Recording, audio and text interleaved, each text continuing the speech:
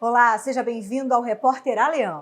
No programa de hoje vamos falar da origem do estado do Amazonas e como todas as escolhas do passado refletem na sociedade atualmente. A economia local se solidificou graças a uma história que começou no século XIX.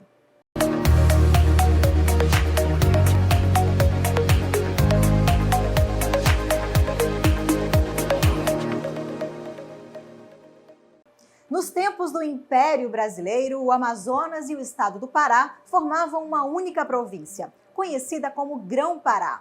Como o atual território amazonense era promissor para a agricultura, os processos de uma separação começaram a ser debatidos. A antiga província não aprovou a divisão e a emancipação do Amazonas. Sair desse domínio foi um processo lento e de muita luta. Faz tempo. Naquela época, o Amazonas tinha outro nome, Capitania do São José do Rio Negro. Até que o deputado paraense Tenreiro Aranha levou a questão para ser resolvida na capital do Brasil na época, a cidade do Rio de Janeiro. Não foi fácil defender a autonomia do Amazonas. A ideia teve forte rejeição pela província do Grão-Pará por questões econômicas e políticas. Pensa bem, o Amazonas era o responsável por boa parte da produção de soja e de borracha. Tudo era enviado para o Pará e de lá seguia para a exportação. Dando autonomia para o Amazonas, a província do Grão-Pará perdia recursos financeiros. Por isso, não havia interesse que o Amazonas fosse independente. O Pará sempre pretendeu manter o domínio e o controle dessa região, uma região riquíssima, muito distante da sede do governo paraense ou do governo maranhense, de difícil possibilidade de administração, mas muito rica. Então, isso representava um bem muito especial para aquela unidade política. Todo o comando estava lá na foz do rio Amazonas, estava no Grão-Pará, que subordinava a todos na calha do rio Amazonas, Solimões, Rio Negro. E aí havia um sentimento de que nós deveríamos ser uma província independente do Grão-Pará. O projeto de emancipação ficou 7 anos engavetado na Assembleia do Império. Mas, finalmente, o decreto foi assinado em 1850. A abertura da navegação do Amazonas a outros países abriu a porta para a exportação. E os tributos de tudo que era produzido aqui finalmente passaram a ser recolhidos para o Estado.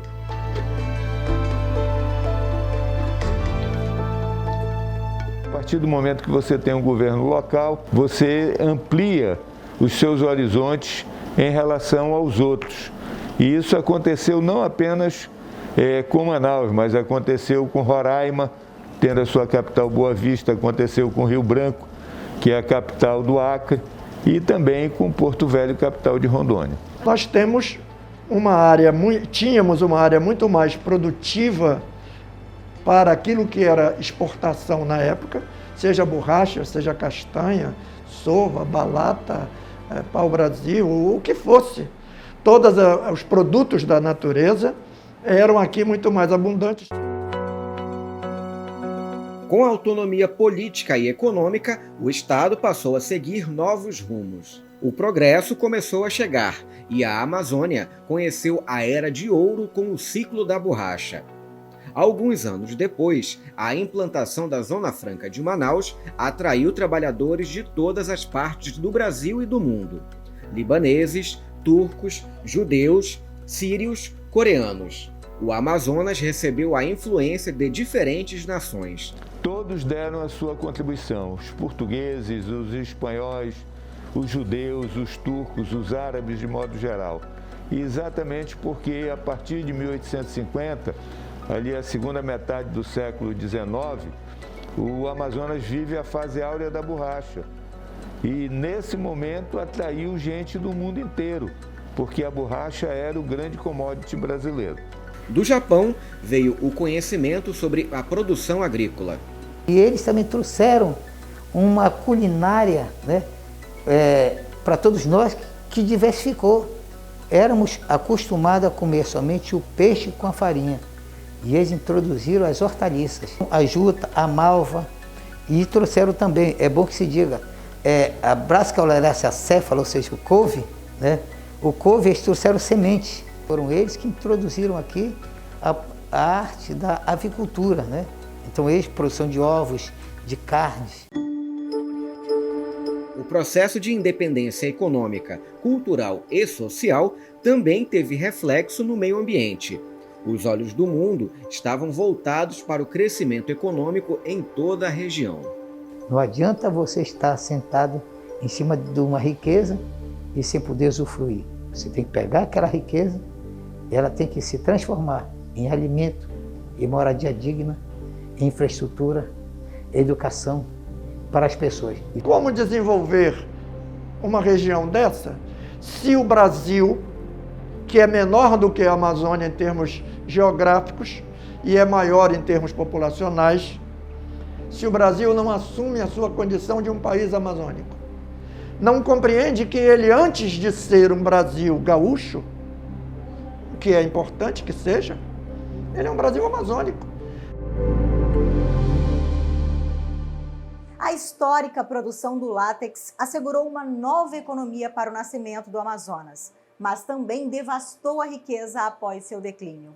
No próximo bloco, você confere o apogeu e a queda dos tempos áureos da borracha.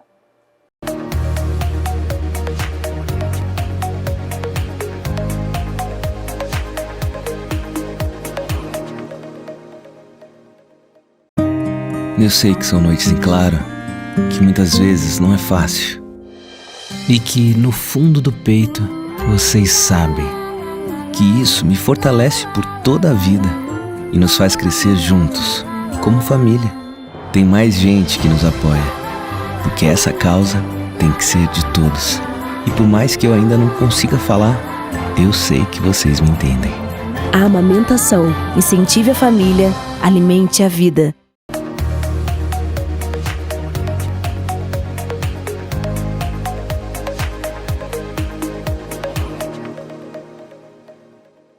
Com a emancipação do Amazonas, os cofres públicos do estado começaram a enriquecer.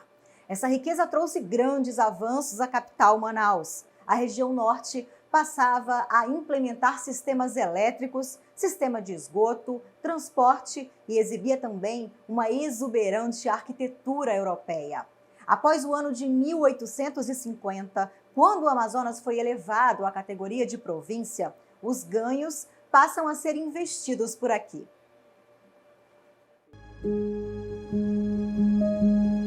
Depois da emancipação, o grande marco para o desenvolvimento do Amazonas foi a abertura da navegação a outros países.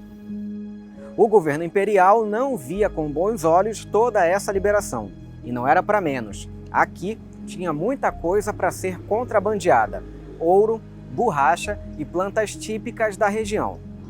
A história registra que mudas de algumas espécies foram parar em outros continentes. É o caso da seringueira, que dá o látex para a borracha. A espécie, tipicamente amazônica, foi parar na Ásia.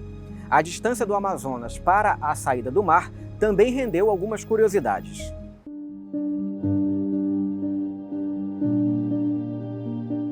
A produção de castanha era muito mais do Amazonas e do território do Acre do que do Pará. Sucede que o porto de exportação era o Pará. Nós não temos porto para o mar. E quando essa castanha ia através do porto do Pará, terminou sendo chamada de castanha do Pará.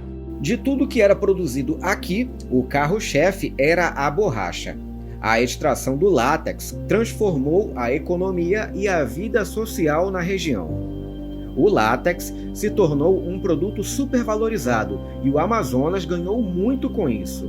Cidades como Manaus, Porto Velho e Belém se tornaram as capitais brasileiras mais desenvolvidas.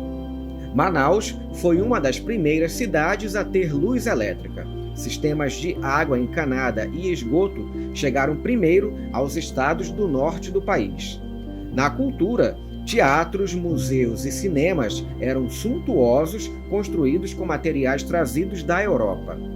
A ostentação era tão grande que o Teatro Amazonas, por exemplo, foi construído com mármores de Carrara, lustres de Murano, peças de ferro trabalhadas da Inglaterra.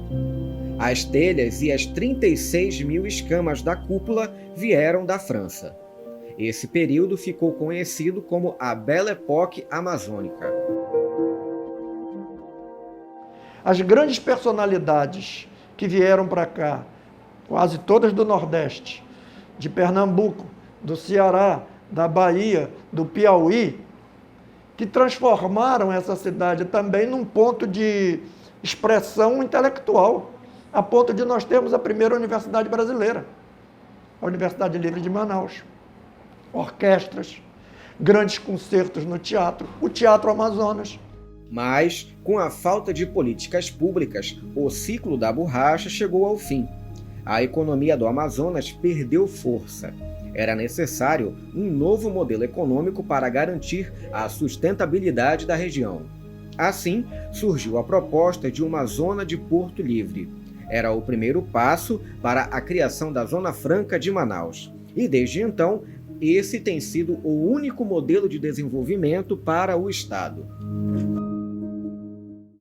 No próximo bloco, a gente vai ver que essa estratégia de desenvolvimento representa hoje um faturamento de 120 bilhões de reais ao ano e ainda garante a geração de mais de 500 mil de empregos diretos e indiretos. Eu volto já já.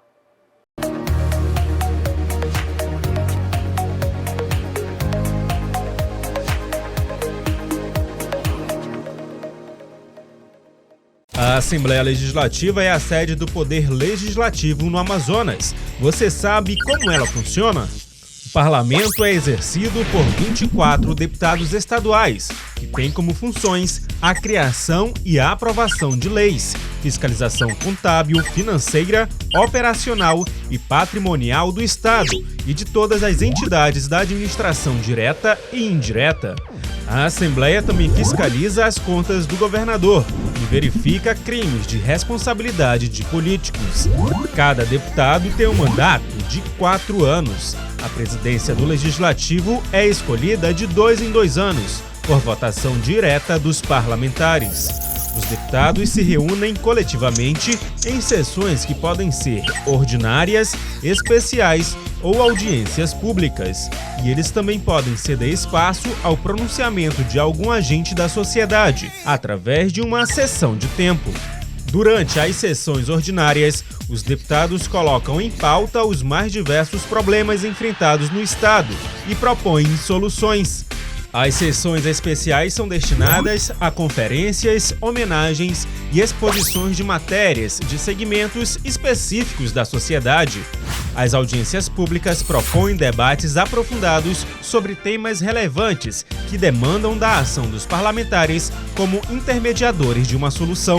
A Assembleia Legislativa também conta com as comissões parlamentares, que são grupos formados pelos deputados com o objetivo de atender de forma especializada assuntos complexos presentes na sociedade. Quer se informar mais? Além da TV Aleã, a Assembleia também conta com a Rádio Aleã na FM 106,9, o portal em ale.am.gov.br e presença nas redes sociais, para que você possa sempre estar em contato conosco.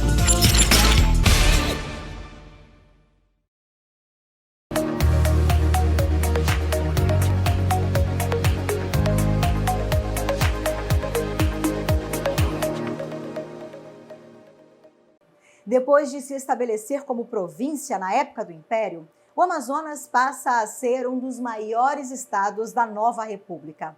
A abertura dos portos integrou a região ao comércio de outros países. Mas, com o fim do ciclo da borracha, a população teve que recorrer a um novo modelo de economia. E assim surge a Zona Franca de Manaus. O Amazonas conheceu a opulência e a riqueza durante o ciclo da borracha. A produção do látex se tornou matéria-prima essencial para a indústria de todo o mundo. Era a Belle Époque amazônica. Lábrea, Humaitá, Manicoré, por exemplo, tiveram um período de grande prosperidade. Se você imaginar o Humaitá com vários jornais circulando, com orquestras filarmônicas, com bibliotecas, com grandes poetas brasileiros, como Vespasiano Ramos, por exemplo, indo passar uma temporada no Seringal Marari e Humaitá. O cenário mudou com o declínio da extração da borracha. Sem um projeto do governo e diante da concorrência internacional que começava a surgir, toda a Amazônia experimentou uma crise profunda. As consequências foram a queda na receita, o desemprego, os êxodos rural e urbano e o abandono de mansões. Uma das últimas tentativas de trabalhar com o cultivo da seringueira partiu do empresário norte-americano Henry Ford. Ele fundou as cidades de Fordlândia e Belterra, no interior do Pará. Toda a estrutura dessas cidades era voltada para o plantio do seringal, com técnicas e cultivos especiais. Mas as plantações foram atacadas por uma praga e o projeto foi abandonado. Hoje, o local não passa de uma cidade fantasma. Os seringueiros, agora desempregados, mudaram para a periferia de Manaus.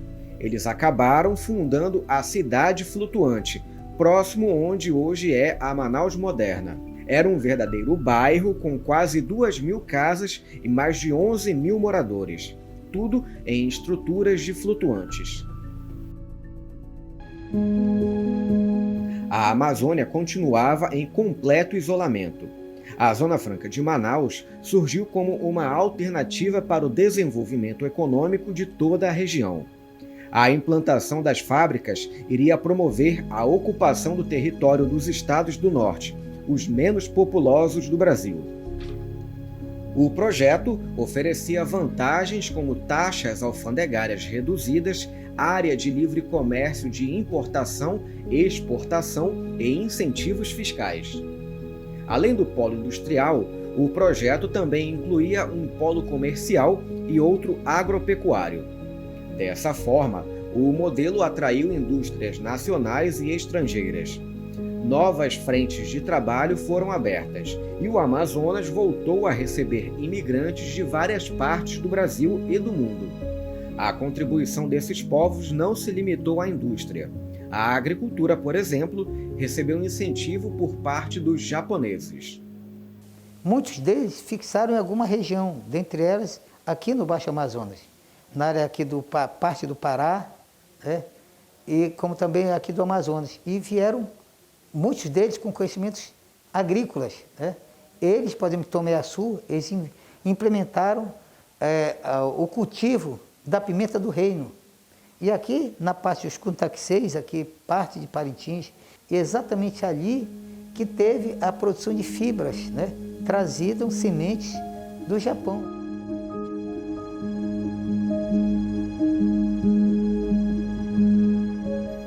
Nada disso seria possível se o Amazonas não fosse um estado independente.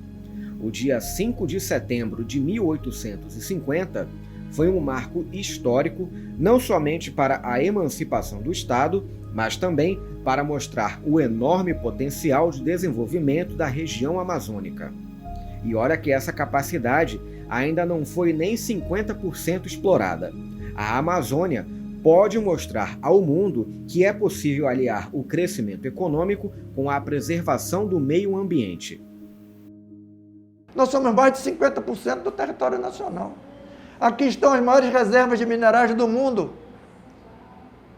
Aqui está a maior população indígena do Brasil, a maior diversidade de línguas nacionais, a maior biodiversidade, a maior reserva de água doce, a maior reserva de nióbio. E aqui não estão as maiores universidades nem os maiores centros de pesquisa. Aqui não está a economia do terceiro milênio, a ecoeconomia. Então é preciso ter um planejamento próprio para a Amazônia, para que a gente possa avançar. Todos querem preservar a Amazônia, mas ninguém quer pagar a conta. Quais as consequências dos caminhos traçados no passado? Do ciclo da borracha à Zona Franca de Manaus, a economia foi impactada ao longo do tempo, sofrendo altos e baixos, Da navegação feita a vapor às máquinas industriais do PIN. A história do Amazonas precisa ser lembrada para sabermos de onde surgiu nosso modelo econômico, cultural e agrícola. Precisamos dos recursos naturais que encontramos aqui e, graças a isso, temos uma das economias mais relevantes do Brasil. Até o nosso próximo programa.